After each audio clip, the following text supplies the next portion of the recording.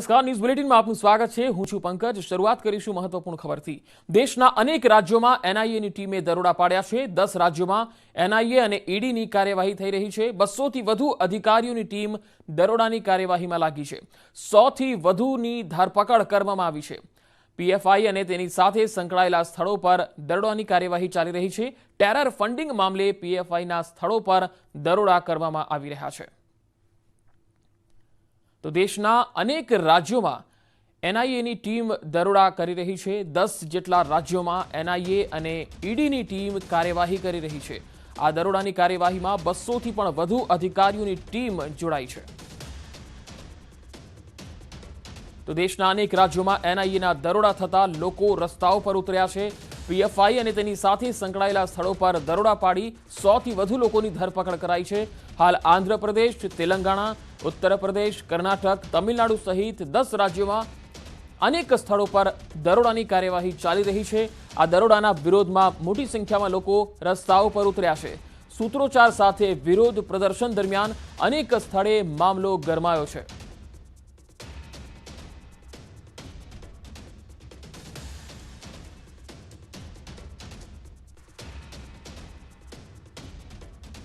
વધુ માહિતી સાથે संवाददाता संजय तिवारी जोड़ा है. संजय, पीएफआई और उसके साथ जो कई लोग मौजूद हैं उनके खिलाफ फिलहाल दरोड़ा पाड़े जा रहे हैं, छापेमारी हो रही है. इस वक्त क्या ताजा अपडेट है आपके पास? पंकज, दरअसल पीएफआई जो है वो बहुत दिन से नेशनल इन्वेस्टिगेटिंग एजेंसीज के रडार पे था, क्योंकि जो बाहर से फंड्स जो आ रहे हैं वो काफी संदिग्ध हैं, और खास करके जो मिडिल एशिया कंट्रीज से जो फंड्स आ रहे थे उसको लेकर ये निशाने पर था. और इसीलिए ईडी और एनआईए ने एक संयुक्त कार्रवाई की है.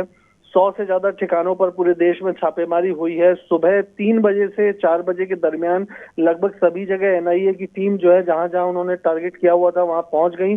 और इसमें केरल, कर्नाटक, आंध्र प्रदेश, तेलंगाना, इसके अलावा बिहार, कई राज्यों में एक साथ छापेमारी शुरू हुई है. और उसके जो पीएफआई के अलावा social democratic party of India SDPI, इन दोनों के दफ्तर और उनके जो संबंधित उनसे जो उनके नेता और कार्यकर्ता हैं उनके प्रमुख ठिकानों पर छापेमारी शुरू हुई है ईडी और एनआईए की. और कई जगह से संदिग्ध सामान बरामद हुआ है.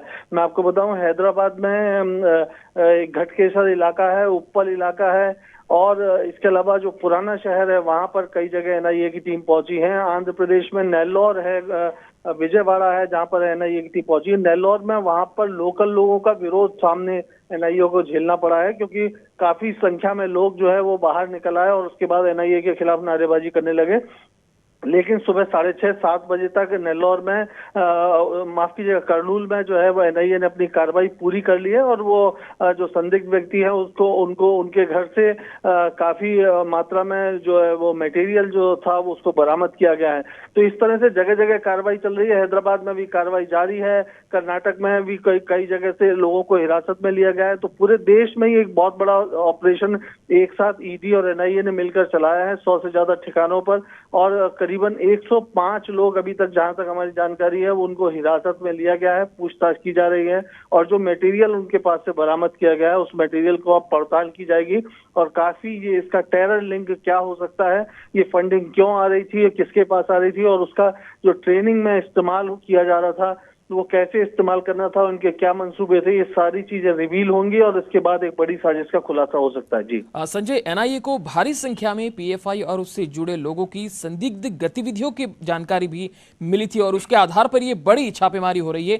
क्या इस छापेमारी में अब तक कोई कुछ ऐसा अपडेट मिल पाया है जिसमें टेरर फंडिंग या ट्रेनिंग कैंप पर कुछ बड़ी खबर आई हो? दरअसल ये जो पैसा जो बाहर से विदेशों से जो पैसा जो है पीएफआई के खाते में और अनअकाउंटेड ऐसे ईडी ने जब पड़ताल की तो उसमें पाया गया कि जिन अकाउंट्स में पैसा आया वो जो अकाउंट होल्डर हैं वो फेक हैं, फर्जी हैं. तो इसका मतलब है कि वो पैसा जो है वो गलत ढंग से गलत आदमी के पास आ रहा था और उसका इस्तेमाल भी किसी गलत इरादे से किया जा सकता था. यही सबसे बड़ी मुख्य वजह है, क्योंकि पीएफआई लगातार कुछ इस तरह की एंटी नेशनल एक्टिविटीज को लेकर जो है वो निशाने पर रही है. तो वो क्या उस पैसे के इस्तेमाल से किसी तरह की कोई ट्रेनिंग दी जानी थी और उस ट्रेनिंग से क्या देश विरोधी या राष्ट्र विरोधी किसी तरह की गतिविधि को अंजाम दिया जाना था, यही सबसे बड़े सवाल थे जिनको लेकर पूरी ये कार्रवाई हुई है। ईडी चूंकि इसमें पैसा इन्वॉल्व है, ईडी भी इस ऑपरेशन में शामिल है, एनआईए और ईडी ने मिलकर ये जॉइंट ऑपरेशन किया है और इसके बाद जिन ठिकानों से जो मटेरियल बरामद होगा उनको कोरिलेट किया जाएगा और उसके बाद एक कंप्लीट पिक्चर खड़ी होगी कि आखिर इनका इरादा कितना बड़ा था और कितना भयानक था और किस तरह से क्या करना चाहते थे। तो अभी पूरा जो है ये इन्वेस्टिगेशन के में जो छापेमारी की जो कार्रवाई है वो अभी चल रही है। कई जगह पे मुकम्मल पूरी हो गई है और कई जगह अभी भी इस समय वो मटेरियल को खंगाला जा रहा है। 100 से ज्यादा लोगों को हिरासत में, जैसे मैंने बताया, लिया है। गिरफ्तारी अभी तक कंफर्म नहीं है कि इसमें अरेस्ट कितने हैं, लेकिन हिरासत में लेकर उनसे पूछताछ की जा रही है और अगर पाया गया कि ये इनकी गतिविधि संदिग्ध है तो उनको एनआईए बाकायदा हिरासत में लेकर उनके खिलाफ एफआईआर भी दाखिल करेगी। तो ये बड़ी कार्रवाई जाहिर तौर पे हुई है। इससे पहले इतने जॉइंट ऑपरेशन इतने बड़े पैमाने पे पीएफआई के खिलाफ अब तक नहीं हुआ है। जी संजय, शुक्रिया जानकारी के लिए। तो उत्तर प्रदेश, तमिलनाडु सहित 10 જેટલા રાજ્યોમાં આ દરોડાની કાર્યવાહી ચાલી રહી છે। અમદાવાદમાં 22,000 કરોડની છેતરપિંડીનો જે કેસ છે, સીબીઆઈએ આ છેતરપિંડી મામલે કાર્યવાહી કરી છે। પ્રાઇવેટ કંપનીના સીએમડી ઋષિ અગ્રવાલની ધરપકડ કરી લેવામાં આવી છે। બેંક સહિત અન્ય લોકો સાથે 22,842 કરોડની ઠગાઈ કરી હોવાનું ખુલ્યું છે। મુંબઈ, પુણે, ભરૂચ અને અન્ય જગ્યા પર દરોડા પાડવામાં આવ્યા છે, ત્યારે હજુ વધુ કેટલીક હકીકતો અને કડીઓ ખુલે તેવી શક્યતા છે।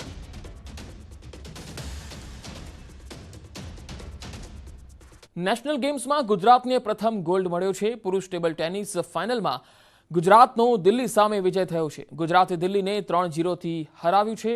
હરમીત દેસાઈ, માનવ ઠક્કર અને માનુષ શાહની પુરુષ ટીમે આ સિદ્ધિ હાંસલ કરી છે। હરમીત દેસાઈએ જણાવ્યું છે કે આ ગોલ્ડ સુરતની જનતાને સમર્પિત કરું છું।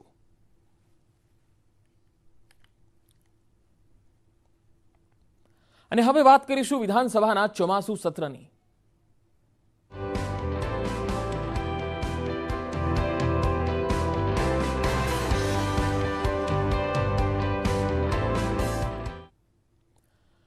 આજે વિધાનસભાના ચોમાસુ સત્રનો બીજો દિવસ છે। ખાદ્ય તેલના ભાવ પર અંકુશ મુદ્દે ગૃહમાં પ્રશ્નોત્તરી થશે।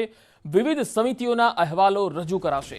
આજે 3 જેટલા બિલ પર વિધાનસભા ગૃહમાં રજૂ થશે, જેમાં ગુજરાત નગરપાલિકા સુધારા વિધેયક, ગુજરાત નેશનલ લો યુનિવર્સિટી સુધારા વિધેયક અને ગુજરાત વિનિયોગ અધિનિયમ પર ચર્ચા કરાશે। ગઈકાલે રજૂ કરાયા હતા 4 સુધારા વિધેયક। આજે પણ વિધાનસભા ગૃહમાં હંગામો થઈ શકે છે। ગઈકાલે કોંગ્રેસના 12 એમએલએને સસ્પેન્ડ કરવામાં આવેલા હતા। એક દિવસ માટે 12 ધારાસભ્યોને સસ્પેન્ડ કરવામાં આવ્યા હતા।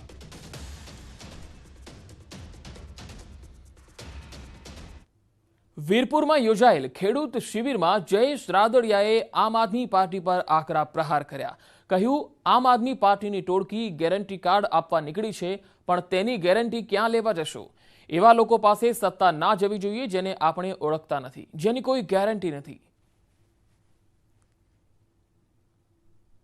અરે હું આકરા મારા બાફાડવા કારખાનાને હું 10 લાખ મોકલી જશે ને મોકલવાના કે જે સત્તામાં નથી, હજી સત્તા શું છે એને જોઈ નથી। અને જો ખંડણીના ફોન ઉદ્યોગો માટે ચાલુ થતા હોય, આવા લોકો કાલે આપણા વિસ્તારમાં આવી જાય તો આપણી સુરક્ષાનું શું?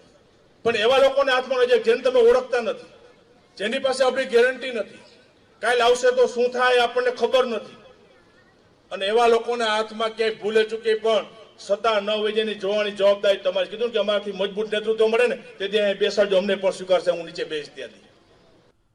ઉપવાસ ઉપર બેઠેલા થરાદના ધારાસભ્યની તબિયત લથડી છે। થરાદના ધારાસભ્ય ગુલાબસિંહ રાજપૂત થરાદ વિસ્તારના પડતર પ્રશ્નોને લઈ ઉપવાસ આંદોલન પર ઉતર્યા છે, ત્યારે ત્રીજા દિવસે તેમની તબિયત લથડતા આરોગ્ય વિભાગ પણ દોડતું થયું હતું।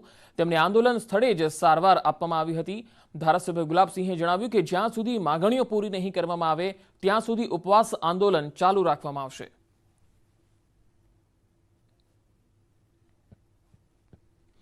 ચૂંટણી નજીક આવતા તમામ પક્ષોએ તૈયારીઓને વેગ આપ્યો છે। કોંગ્રેસે પણ પોતાની કામગીરીને વેગ આપતા જૂનાગઢની બેઠક પરથી ચૂંટણી લડવા ઇચ્છુક કોંગ્રેસના આગેવાનોની પણ સેન્સ લેવાની પ્રક્રિયા હાથ ધરી હતી। પ્રદેશ કોંગ્રેસના નેતાઓ અને નિરીક્ષકોની આગેવાની નોંધાવનાર તમામની સેન્સ લેવા જૂનાગઢ પહોંચ્યા। આવનારી વિધાનસભાની ચૂંટણી માટે સૌરાષ્ટ્ર ઝોનના મુખ્ય નિરીક્ષક રામકિશન ઓઝા, સાંસદ નારણ રાઠવા અને પૂર્વ પ્રદેશ અધ્યક્ષ સિદ્ધાર્થ પટેલની કમિટી બનાવાઈ. આ કમિટીને જૂનાગઢ જિલ્લાની 5 બેઠકો માટે દાવેદારોની સેન્સ લેવાની કામગીરી સોંપાઈ છે. જો કે આ વખતે અહીં કેશોદની વિધાનસભા બેઠક પર 39 દાવેદારોએ ટિકિટની માગણી કરતા રાજકારણ ગરમાયું છે. આ ઉપરાંત વિસાવદરમાં 4 અને માંગરોળમાં 5 આગેવાનોએ ટિકિટની માંગ કરી છે. મીડિયા સાથેની વાતચીતમાં કોંગ્રેસના ધારાસભ્યો કોંગ્રેસ છોડી ભાજપમાં જવાના હોવાની વાતને અફવા જણાવી અને તમામ ધારાસભ્યો એકજૂથ હોવાનો દાવો રામકિશન ઓઝાએ व्यक्त કર્યો. मुझे पूरा विश्वास है हमारे सारे के सारे विधायक धारासभ्य एकजुट है. कांग्रेस में राहुल जी के नेतृत्व में सोनिया गांधी जी की अध्यक्षता में ये चुनाव हम लड़ेंगे और 2022 दिसंबर में हम गांधीनगर में कांग्रेस का परचम फहराएंगे, ये मेरा विश्वास है. અમદાવાદની સાણંદ બેઠક પરથી ક્ષત્રિય સમાજના પ્રતિનિધિને વિધાનસભાની ટિકિટ આપવાની માગણી ઉઠી છે. 70થી વધુ ગામના ક્ષત્રિયોએ ગોધાવી ગામે ક્ષત્રિય સંમેલન યોજ્યું અને લાગણી વ્યક્ત કરી કે સાણંદમાં 36% ક્ષત્રિયો હોવા છતાં ભાજપ અને કોંગ્રેસ દ્વારા સમાજની અવગણના થઈ રહી છે. છેલ્લી 2 ટર્મથી ક્ષત્રિયોને ટિકિટ નથી આપવામાં આવી રહી. શક્તિ પ્રદર્શનના ભાગરૂપે આ સંમેલનનું આયોજન કરવામાં આવ્યું. સાથે જ આગામી ચૂંટણીમાં સાણંદ બાવડા વિધાનસભામાં ક્ષત્રિય સમાજના આગેવાનોને પ્રતિનિધિત્વ કરવાની તક મળે તેવી માગણી મૂકવામાં આવી. બંને પાર્ટીઓને એવું આહવાન કરીએ છીએ કે અમને પ્રતિનિધિત્વ મળે એવી અમારી માંગ છે અને જો અમને પ્રતિનિધિત્વ મળશે તો અમે સર્વ સમાજને સાથે રાખી અને જે પ્રશ્નો છે એના તમામ પ્રશ્નોનું નિરાકરણ લાવે અને અમારા દાવેદારો એમાં મજબૂત થાય અને સરકારમાં અમારો રોલ મજબૂત થાય એના માટેનો અમારો આ પ્રયાસ છે. કામરેજના મોરથાણા ગામના પાટિયા નજીક કાર ઓવરટેક કરવાના મામલે બવાલ થઈ અને એમાં વચ્ચે પડેલા યુવક પર જીવલેણ હુમલો થયો. સુરતના યુવકોએ કામરેજ તાલુકાના પરબ ગામના યુવાન સાથે કાર ઓવરટેક કરવાના મામલે બવાલ કરી, જેમાં મારામારી થતાં એક યુવક બવાલને શાંત પડવા વચ્ચે આવ્યો ત્યારે સુરતના યુવકોએ તેના પર ચપ્પુના ઘા ઝીક્યા હતા. યુવક ગંભીર રીતે ઇજાગ્રસ્ત થતા ટેક્સાસ હોસ્પિટલમાં ખસેડાયો. સ્થાનિકોએ હુમલો કરનાર 4 શખ્સોમાંથી એક શખ્સને પકડી કામરેજ પોલીસને સોંપ્યો છે. કામરેજ પોલીસે ફરિયાદ નોંધી કાર્યવાહી હાથ ધરી છે. અમારા ગામના એક ભાઈ નિલેશભાઈ મગનભાઈ તે ત્યાં ભેળની લારી પર ભેળ ખાતા હતા. તે ત્યાં જોવા ગયા હતા. તે જોવા ગયા એટલે પેલા કાઠિયાવાડી સામે ચપ્પુ લઈને એ લોકોની પાછળ ચપ્પુ મારવા દોડે અને નિલેશભાઈને ચપ્પુના ઘા મારેલ છે. ખેડા જિલ્લાના ઠાસરાની બાદરપુરા કેનાલમાં કાર ખાબકી ગઈ હતી. ઉજ્જૈનથી દર્શન કરી પરત ફરી પ્રવાસીઓ રિટર્ન થતા હતા અને એ દરમિયાન જ આ બનાવ બન્યો હતો. વેગનાર ગાડીમાં સવાર 3 શખ્સો પૈકી એકનો સ્થાનિકોએ બચાવ કરી લીધો, જ્યારે અન્ય 2 યુવકની શોધખોળ ચાલુ છે. ઘટનાની જાણ ઠાસરા પોલીસને થતાં પોલીસનો કાફલો સ્થળ પર આવી પહોંચ્યો હતો. 3 યુવકો રાજકોટ જિલ્લાના વતની હોવાની પ્રાથમિક માહિતી મળી છે. પોલીસે આ અંગે વધુ તપાસ હાથ ધરી છે.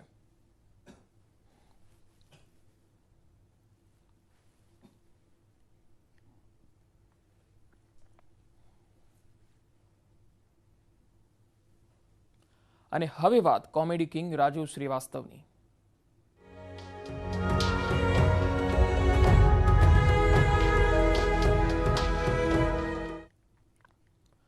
કોમેડી કિંગ રાજુ શ્રીવાસ્તવ આજે પંચતત્વમાં વિલીન થશે. એમ્સમાં 42 દિવસ સુધી વેન્ટિલેટર પર જિંદગીની જંગ લડ્યા બાદ ગઈકાલે સવારે તેઓનું નિધન થયું હતું.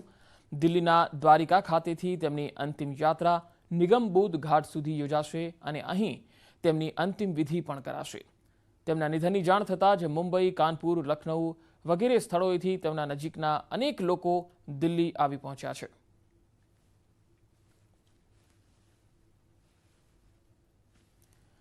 તો કોમેડી કિંગ રાજુ શ્રીવાસ્તવનું ગઈકાલે જ સવારે નિધન થયું હતું અને તેઓ લગાતાર 42 દિવસથી વેન્ટિલેટર પર હતા, હોસ્પિટલાઇઝ હતા, લાંબા સમયથી બીમાર પણ હતા.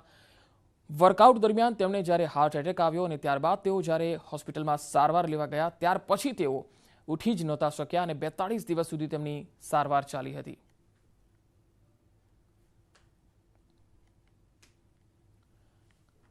નવરાત્રિમાં સામાન્ય વરસાદ રહી શકે છે. ગુજરાત હવામાન વિભાગની આગાહી છે. ઉત્તર ગુજરાતમાં સામાન્ય વરસાદ રહી શકે છે. 23 સપ્ટેમ્બરે દક્ષિણ ગુજરાતમાં સામાન્ય વરસાદ રહેશે તો 25 અને 26 સપ્ટેમ્બરે દક્ષિણ ગુજરાતમાં વરસાદ પડી શકે છે. રાજ્યભરમાં વરસાદની શક્યતા નહીવત છે. કચ્છ જિલ્લાથી ચોમાસું વિદાય લેવાની શરૂઆત છે. જોકે જતા જતા કેટલાક વિસ્તારોમાં પાછોતરો વરસાદ રહી શકે. डिस्ट्रीब्यूशन की बात आ जाए तो गुजरात रीजन में ऑल फ्राइडे साइक्लोन एक्सपोर्ट कर रहे हैं, बट डे 3 में साउथ गुजरात में हम स्कैटर रेन एक्सपोर्ट कर रहे हैं, मतलब मोस्ट सभी डिस्ट्रिक्ट में light to moderate rain export कर डे 3 में. और सौराष्ट्र का भी डे 1 डे 2 ड्राई है, उसके बाद आइसोलेट का चांस है बेसिकली अमरेली बावना डिस्ट्रिक्ट में. और वार्निंग्स कुछ नहीं है, अभी डे 3 में थंडरस्टॉर्म वार्निंग है साउथ गुजरात के लिए. ओवरऑल अभी 34 लार्ज एक्सेस चल रहा है गुजरात रीजन में, और गुजरात से एक्सेस रेनफॉल हो चुका है. बारिश बढ़ेगा, डिस्ट्रीब्यूशन बढ़ जाएंगे. जो अभी आइसोलेशन चल रहा है वो साउथ गुजरात में थोड़ा भी साउदर्न डिस्ट्रिक्ट में एक्सपोर्ट कर रहे हैं, वो अभी डे 3 में क्या थोड़ा ईस्टर्न गुजरात में भी बारिश मिल जाएंगे, थोड़ा पार्ट्स ऑफ नॉर्थ गुजरात में बारिश मिल जाएंगे. वही है like south Gujarat and eastern Gujarat थोड़ा एक्सपोर्ट कर सकते हैं, नॉर्थन गुजरात में बिल्कुल. Welcome back. વાત અમરેલીની. અમરેલી પંથકમાં માનવભક્ષી સિંહણે એક કિશોરને ફાડી ખાધો. ઘટના રાજુલાના વાવડી ગામની છે. અમરેલીમાં માનવભક્ષી સિંહણનો આતંક. 15 વર્ષના કિશોરને દબોચીને ઉઠાવી ગઈ. 4 બાળસી સાથે માનવભક્ષી સિંહણ શિકારે નીકળી. 15 વર્ષના કિશોરને મોઢામાં દબોચી ઉઠાવી ગઈ અને માસૂમનું તડપી તડપીને નીપજ્યું મોત. આ સનસનીખેજ ઘટના છે અમરેલી જિલ્લાના રાજુલા તાલુકાના વાવડી ગામની. વાવડી પરપ્રાંતીય પરિવાર વાડીમાં સૂતો હતો ત્યારે જ શિકારની શોધમાં 4 સિંહબાળ સાથે સિંહણ આવી. ભૂખી સિંહણે 15 વર્ષના કિશોરને દબોચી લીધો અને જંગલ તરફ ભાગવાનો પ્રયત્ન કર્યો. આ દરમિયાન પરિવારે કિશોરને છોડાવવાનો પ્રયત્ન કરતા સિંહણે પરિવાર પર પણ હુમલો કર્યો. સિંહણના આતંકની જાણ થતાં રાજુલા વન વિભાગના આરએફઓ સહિત પોલીસ ટીમ ઘટના સ્થળે દોડી આવી. સિંહણે શિકાર કર્યા બાદ અડધો કલાક સુધી મૃતદેહ કબજામાં રાખ્યો હતો. ભારે મહેનત બાદ જેસીબી વડે સિંહણના સકંજામાંથી કિશોરનો મૃતદેહ પરત લેવાયો. માનવભક્ષી સિંહણે આતંકથી ગામજનોમાં પણ ભયનો માહોલ છવાઈ દીધો છે. 15 વર્ષીય કિશોરને ફાડી ખાધા બાદ માનવભક્ષી સિંહણને પાંજરે પૂરવા માટે ઓપરેશન હાથ ધર્યું હતું અને આખરે માનવભક્ષી સિંહણ પાંજરે પૂરાતા ગામ લોકોએ રાહતનો શ્વાસ લીધો. આ તરફ જૂનાગઢમાં હુમલો કરનારો ખૂંખાર દીપડો સકંજામાં આવ્યો છે. અહીં 2 દીપડાએ મળી પતિ પત્ની પર હુમલો કર્યો હતો. જૂનાગઢના જાંબુડીમાં માનવભક્ષી દીપડાએ દહેશત મચાવી હતી. એક સાથે 2 દીપડાએ મળીને જાંબુડી નજીક પતિ પત્ની પર દીપડાના હુમલો કર્યો હતો, જેમાં પતિનું મોત નીપજ્યું હતું. આ ઘટના બાદ વન વિભાગે દીપડાઓને પકડવા પાંજરે ગોઠવ્યા હતા, જેમાંથી એક આદમખોર દીપડો પાંજરે પુરાયો છે. જોકે અન્ય એક હુમલાખોર દીપડો હજી પણ વન વિભાગની પકડથી દૂર છે. આ દીપડાને પકડવા વન વિભાગ વધુ કેટલાક પાંજરા ગોઠવશે. મહત્વનું છે કે વિસાવદર રેન્જ વિસ્તારમાં ખૂંખાર દીપડાનો આતંક દિવસે ને દિવસે વધતો જાય છે. આ માનવભક્ષી દીપડાને વન વિભાગ દ્વારા વહેલી તકે પકડી પાડવામાં આવે તેવી માંગ ઉઠી છે. વલસાડમાં ભડભડ સળગી ઉઠી ટ્રક. આગ એટલી ભયાનક હતી કે ટ્રક બળીને ખાખ થઈ ગઈ. પરાડા તાલુકાના જોગવેલ ગામ નજીક મુખ્ય રસ્તા પર દોડતી એક ટ્રકમાં અચાનક આગ લાગી. મહારાષ્ટ્ર તરફથી ધરમપુર તરફ જઈ રહેલી ટ્રકમાં અચાનક આગ લાગતા જ સમગ્ર વિસ્તારમાં દોડધામ મચી ગઈ. ટ્રકની અંદર મોટી માત્રામાં ખાંડની બોરીઓ ભરેલી હતી. ટ્રકમાં લાગેલી આગ ખાંડની બોરીઓ સુધી પહોંચતા આખી ટ્રક આગની જ્વાળાઓમાં લપેટાઈ ગઈ. આગ લાગ્યા બાદ તરત જ સમય સૂચકતા વાપરીને ટ્રકના ક્લીનર અને ચાલક તાત્કાલિક બહાર નીકળી ગયા. વહેલી સવારે ટ્રકમાં આગ લાગતા સતત વાહનોથી ધમધમતા રસ્તાને જાણે કે બ્રેક વાગી. ફાયરની ટીમ મોડી આવતા 2 કલાકથી લાંબા સમય સુધી ખાંડની બોરીઓ ભરેલી ટ્રકમાં લાગેલી આગ સળગતી રહી. જો કે 2 કલાક બાદ આવેલી ફાયરની ટીમે ટ્રકમાં લાગેલી આગ બુઝાવી. આટલા સમય દરમિયાન ટ્રાફિક જામ થતા વાહન ચાલકોને ભારે હાલાકી પણ પડી હતી. અમિત શાહ ફરી એકવાર આવશે અમદાવાદ. આગામી 26 સપ્ટેમ્બરે અમદાવાદ આવશે કેન્દ્રીય ગૃહમંત્રી. અમિત શાહ ફરી અમદાવાદને વિકાસલક્ષી કાર્યોની ભેટ આપશે. એએમસીના 237 કરોડના વિકાસ કામોનું લોકાર્પણ અને ખાતમુહૂર્ત કરશે. અમદાવાદના જોધપુર વોર્ડમાં ઝોન ઓફિસનું લોકાર્પણ કરશે, જ્યારે સરખેજ વોર્ડમાં શકરી તળાવનું ખાતમુહૂર્ત કરશે. સરખેજ વોર્ડમાં 2140 આવાસોનું ખાતમુહૂર્ત અને પીક ટોયલેટનું પણ ખાતમુહૂર્ત કરશે, જ્યારે થલતેજ વોર્ડમાં આવેલા શીલજ તળાવના વિકાસનું ખાતમુહૂર્ત કરશે. આ ઉપરાંત ભાડજ સર્કલ ખાતે બનેલ ઓવરબ્રિજનું પણ અમિત શાહ અને સીએમ ભૂપેન્દ્ર પટેલના હસ્તે 26 સપ્ટેમ્બરના રોજ સવારે 8:30 કલાકે લોકાર્પણ થશે.